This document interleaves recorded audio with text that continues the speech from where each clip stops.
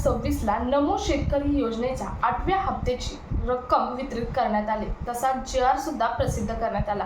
तुम्हाला माहित आहे 16 मार्च 2026ला संध्याकाळी 2 GR प्रसिद्ध करण्यात आलेले होते। त्यामध्ये अनुसूचित जाती आणि अनुसूचित जमाती यांच्यासाठी वेगवेगळे GR हे निगमित करण्यात आले होते आणि यांच्यासाठी निधी सुद्धा वेगवेगळा वितरित करण्यात येणार असं सुद्धा सांगितलं होतं।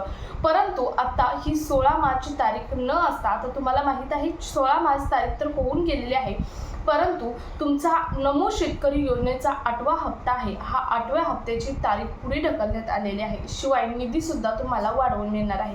नेमका तुम्हाला माहित आहे जेव्हा 16 मार्च 2026ला संध्याकाळी एक GR प्रसिद्ध करण्यात आला, या GR मध्ये 1774 कोटीचा निधी हा नमो शेतकरी योजनेसाठी वितरित करण्यात आला होता, म्हणजेच मंजुरी देण्यात आलेली होती। परंतु यामध्ये निधीची वाढ करायची आहे, त्यासाठी काही कारणे सुद्धा महत्त्वाचे आहेत। शिवाय तुमची तारीख सुद्धा पुढे ढकलण्यात आलेली आहे।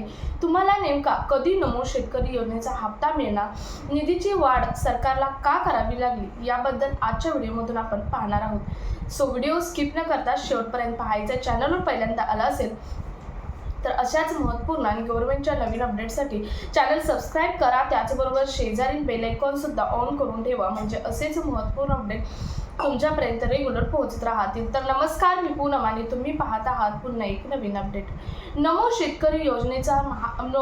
शेतकरी महासन्मान निधी योजनेचा जो 8वा हप्ता आहे, या 8व्या हप्त्याच्या प्रतीक्षेत राज्यातील प्रत्येक शेतकरी आहे। कारण तुम्हाला माहित आहे PM किसान योजनेचा 22वा हप्ता हा शेतकऱ्यांच्या खात्यामध्ये 13 मार्च 2026ला जमा करण्यात आला आणि त्यानंतर प्रत्येक शेतकऱ्याला एकच आतुरता आहे की नमो शेतकरी योजनेचा 8वा हप्ता आहे तो शेतकऱ्यांच्या खात्यामध्ये कधी जमा होणार। त्यातच 16 मार्च 2026ला संध्याकाळी एक GR प्रसिद्ध करण्यात आलेला होता। त्यामध्ये 1774 कोटी रुपयांचा निधी हा नमो शेतकरी योजनेसाठी निगमित करण्यात आला, परंतु अद्याप शेतकऱ्यांच्या खात्यामध्ये नमो शेतकरी योजनेचे पैसे हे जमा झालेले नाहीत आणि त्यासाठी कारणे सुद्धा तितकीच महत्त्वाची आहेत। तर नमो शेतकरी योजनेचा तुम्ही बघितलं तर PM किसान योजनेच्या 21व्या हप्त्यासाठी जे शेतकरी पात्र आहेत तेच नमो शेतकरी योजनेसाठी पात्र करण्यात येणार आहेत। म्हणजे PM किसान योजनेच्या तुम्ही म्हणाल आता 22वा हप्ता जमा झाला आणि तुम्ही 21वा हप्ता असं का म्हणत आहे, तर 22व्या हप्त्यामध्ये बरेच शेतकरी ॲड झालेले आहेत आणि 22व्या हप्त्यानुसार नमो शेतकरी योजनेचा 9वा हप्ता तुमच्या खात्यामध्ये जमा होणार आहे। परंतु नमो शेतकरी योजनेचा 8वा हप्ता तसं बघितलं तर PM किसान योजनेच्या 21व्या हप्त्याबरोबरचा हप्ता आहे। कारण नमो शेतकरी योजनेचा जो 8वा हप्ता आहे त्या 8वा हप्ता देण्यासाठी सरकारला लेट झालेला आहे। हा हप्ता खरं तर नोव्हेंबर-डिसेंबरमध्ये जमा व्हायला हवा होता, तसं तर नोव्हेंबरमध्ये जमा व्हायला हवा होता, परंतु आता मार्च संपत आला तरी शेतकऱ्यांच्या खात्यामध्ये जमा झालेला नाही। त्यामुळे ज्या शेतकऱ्यांना PM किसान योजनेचा 21वा हप्ता आलेला आहे याच शेतकऱ्यांच्या खात्यामध्ये नमो शेतकरी योजनेचा 8व्या हप्त्याची रक्कम ही वितरित केली जाणार आहे। तसं बघितलं तर PM किसान योजनेचा जो 21वा हप्ता आहे हा 21वा हप्ता 90,41,248 शेतकऱ्यांच्या खात्यामध्ये जमा करण्यात आला होता आणि हाच सर्व डेटा हा PM किसान योजनेसाठी नमो शेतकरी योजनेसाठी घेतला जाणार आहे, म्हणजे PM किसान योजनेचा 21व्या हप्त्याचा।